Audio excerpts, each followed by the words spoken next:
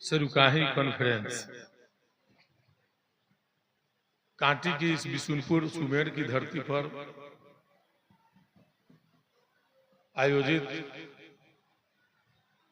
करने के लिए हम तमाम यहाँ के जो भी आयोजक हैं उनको हम तहे दिल से शुक्रिया अदा करना चाहते हैं। और जितने भी लोग यहाँ मौजूद हैं उनकी शिद्दत, उनकी मोहब्बत और उनकी दीवानगी ही लगता है कि सब आले रसूल वाले लोग हैं।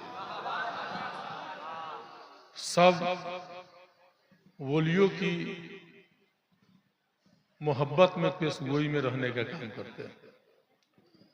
और ये जो स्टेज है ये स्टेज आलिम दीन का स्टेज है। दुनियावी रहबर होना अलग बात है और दीन की रहबर होना अलग बात है। और दीन की रहबरी के सामने कोई नहीं हो सकता है। आप दुनिया चाहे जितना अच्छा नाम कमा लीजिए, जितना आप तरक्की कर लीजिए, अगर दीन से अगर आप दूर हैं तो आपका आखिरत कभी भी मुकम्मल नहीं होगा। इसलिए दीन की रहबरों का एक आला मकाम है और हम लोग नहीं चाहते हैं आलिम दीन का मोहब्बत के कारण हम चले आते हैं स्टेज पर और हर जगह हम बोलते हैं इस बात को कि हम ये पसंद नहीं करते हैं कि दीन के स्टेज पर हमारे जैसे दुनियावी रहबर। सब लोगों का अलग अलग किरदार है, लेकिन चलिए चूंकि कौम के साथी, युवा नौजवान साथी भी यहाँ मौजूद है, हम इतना जरूर कहना चाहेंगे कि इस तरीके के जितने भी कार्यक्रम होते हैं उसमें दीन के बारे में बताई जाती है।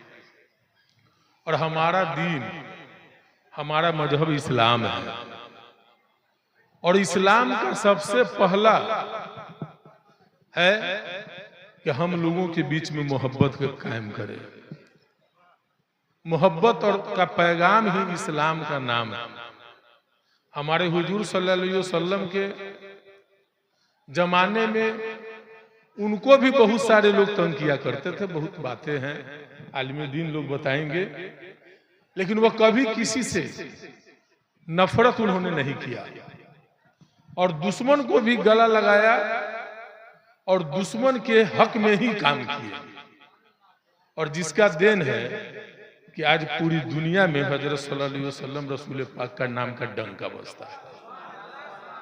उसी तरीके से जितने हमारे औलिया कराम हैं उन लोगों ने हमेशा भलाई की बात की, हमेशा सच्चाई की बात की और उन्होंने हम लोगों को बताया कि हराम क्या है और हलाल क्या है। ये ताकीद किया। अगर हम उनके बताए रास्ते पर अगर हम अमल कर लेते हैं तो निश्चित तौर पर मेरा दीन भी ठीक होगा और मेरी दुनिया भी ठीक होगी। और जब दुनिया और दोनों आप ठीक कर लेते हैं तो आपका आखिरत भी ठीक होगा।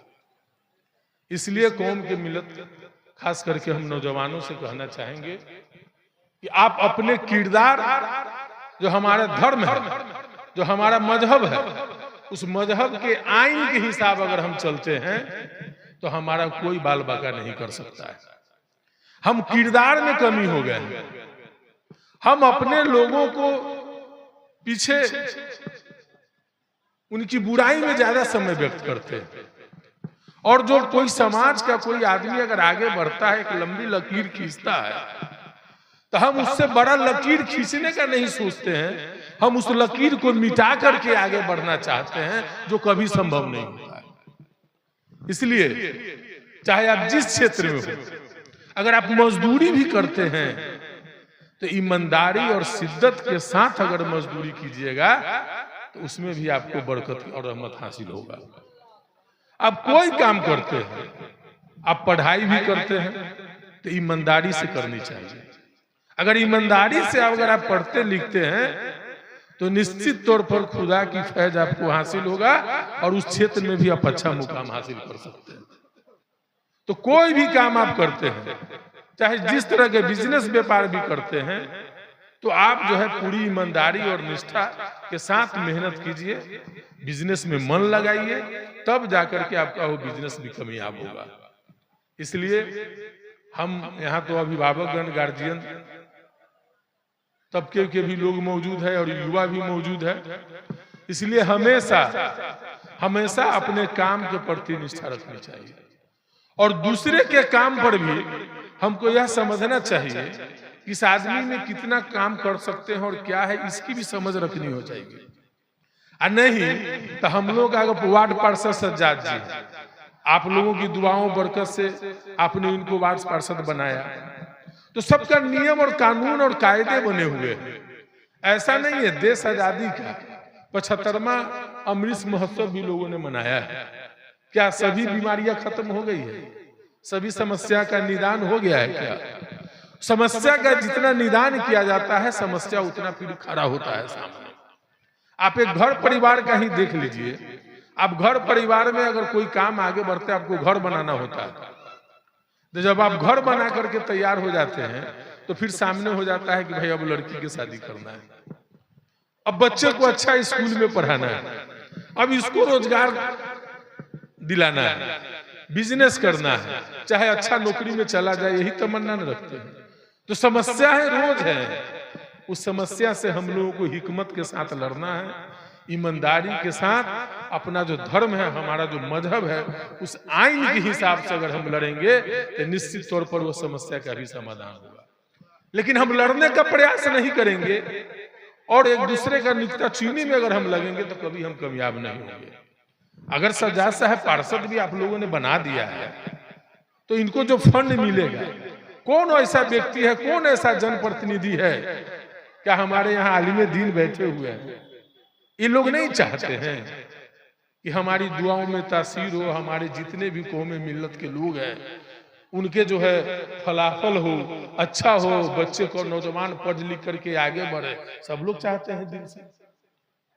आप अगर किसी इमाम साहब के यहाँ जाते हैं, दुआ कर दीजिए, क्या वो दिल से दुआ करते हैं?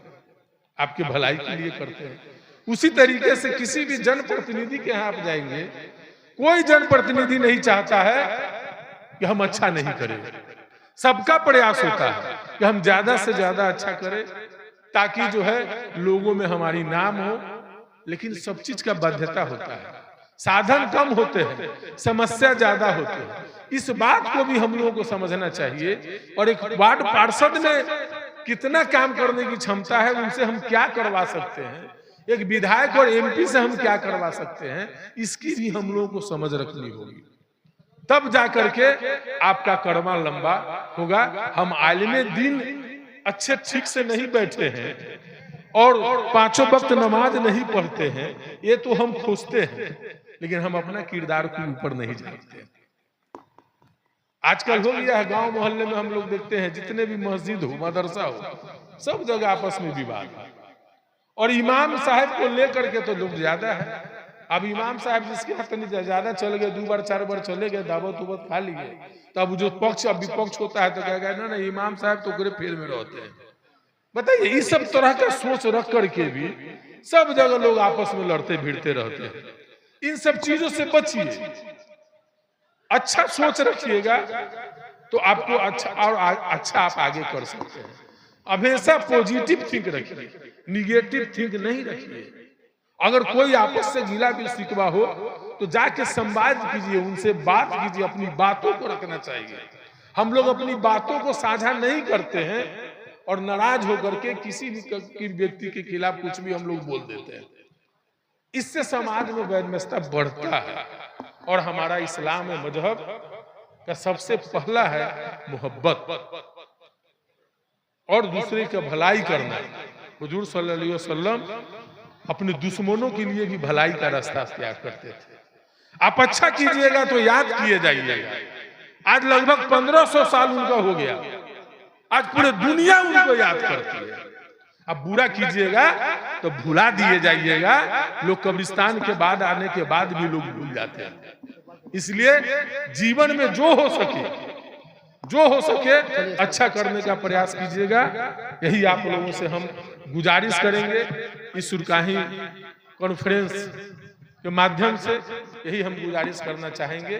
और एकता रहिए, एक साथ रहिए, तब जाकर के। और किरदार अच्छा चाहिए।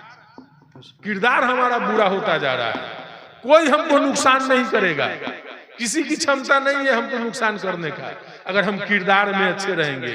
और दुश्मन तो हर जमाने में मिले, हर जगह मिलेंगे, हर जगह मिलेंगे, कभी भी मिलेंगे। इसलिए इसकी चिंता नहीं करना है, अच्छा करना है। को बहुत कॉन्फ्रेंस का में आप लोग हैं, बहुत बहुत शुक्रिया। अस्सलाम वालेकुम। वालेकुम सलाम। माशाल्लाह, ये हमारे